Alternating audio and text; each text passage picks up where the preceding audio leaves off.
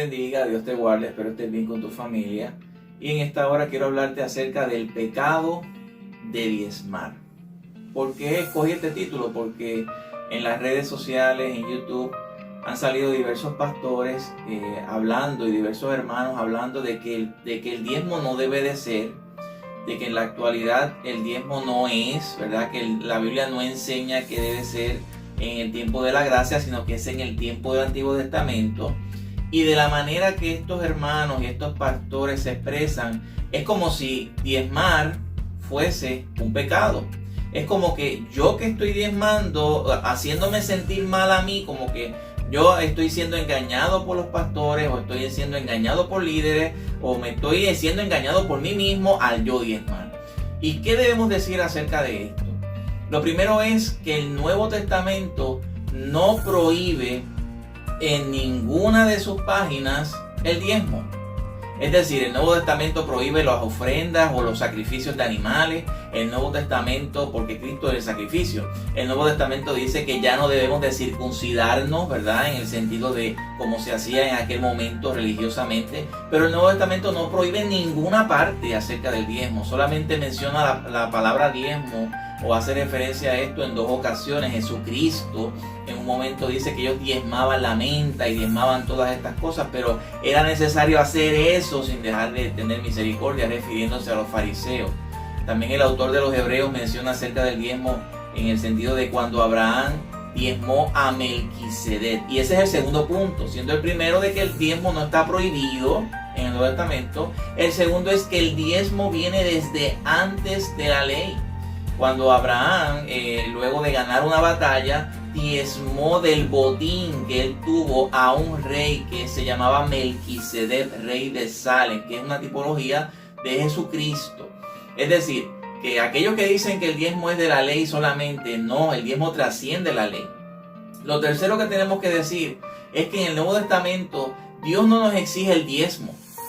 Es decir, Dios no nos exige el 10% de nuestros ingresos, no. Dios lo exige todo. Cuando, por ejemplo, Jesús se enfrenta, ¿verdad? O llama a Pedro y a Juan, dice que ellos dejándolo todo.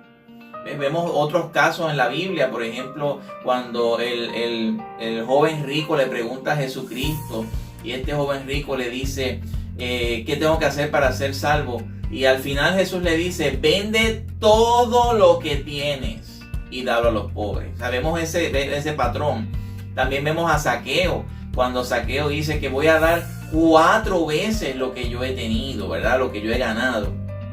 O sea que vemos un principio en el Nuevo Testamento de que no es que demos del 10%, es que toda nuestra vida le pertenece a Dios, nuestra familia le pertenece a Dios, nuestro trabajo le pertenece a Dios, nuestros ingresos le pertenecen a Dios, y de modo de que en vez de nosotros tener en nuestro pensamiento de que le estoy dando demasiado a Dios, le estoy dando el 10%, pon en tu mente de que le estás dando poco con todo lo que Dios merece, o todo lo que ¿verdad? Él es dueño de toda nuestra vida.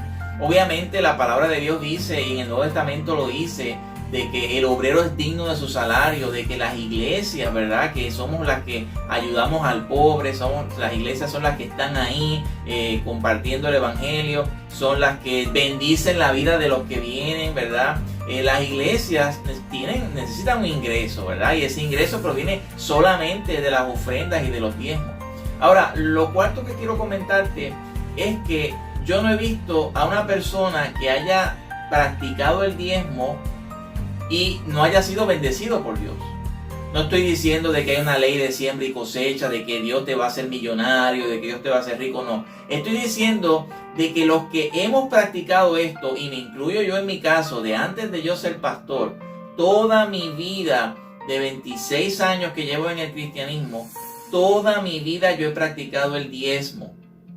Y nunca he visto la mano de Dios salir de mi vida. Al contrario, he visto bendición tras bendición económicamente. Momentos difíciles en mi vida, en mi trayectoria, en los cuales no he tenido un centavo para hacer algo, ¿verdad? De repente llega un cheque En una ocasión llega un cheque de $400 de una propina de un trabajo que yo hice. En otra ocasión necesitaba $700 para pagar un seguro del carro. Me llega un cheque en ese momento de $700. O sea, ¿cómo les puedo decir esto? Es una bendición ofrendar, es una bendición diezmar, aparte de que estamos dando un primado a Dios y que estamos entendiendo que toda nuestra vida le pertenece a Dios. Dicho estas 4 verdades, de que el Nuevo Testamento no lo prohíbe, de que esto viene desde antes de la ley, de que el Nuevo Testamento nos habla de que todo le pertenece a Dios y de que en nuestras propias vidas hemos visto la bendición de Dios, el diezmo es algo que nadie puede obligar a hacerlo. O sea, yo no te puedo obligar a ti a que tú diezmes, porque eso es algo tuyo personal con Dios. Eso es algo que tú debes de llegar a ese entendimiento, esa comprensión y esa alegría, porque si hemos dicho estas 4 verdades, hay una quinta. Dios ama al dador alegre, dice Pablo en la carta de los Corintios. Es decir, que Dios favorece, que Dios ama, que Dios se goza cuando las personas dan dadivosamente. Como aquella viuda en Lucas capítulo 21, que dice que dio más que los demás que eran ricos. ¿Por qué? Porque lo dio todo y lo dio de todo corazón. Así que espero que estas palabras sean de bendición para tu vida. Si no practicas el diezmo, yo te reto a que practiques esto. Es una bendición para la vida mía, para la vida tuya, para la vida de todos los que lo practicamos. Y es bíblico. No podemos decir que no está en la Biblia. No podemos decir que la Biblia lo prohíbe. No podemos decir la conclusión de que es pecado diezmar. De que estamos siendo engañados nosotros. De que los pastores nos están engañando. De que las iglesias nos están engañando. No. Es una bendición. Practícalo y lo verás. Dios te bendiga. Dios te guarde.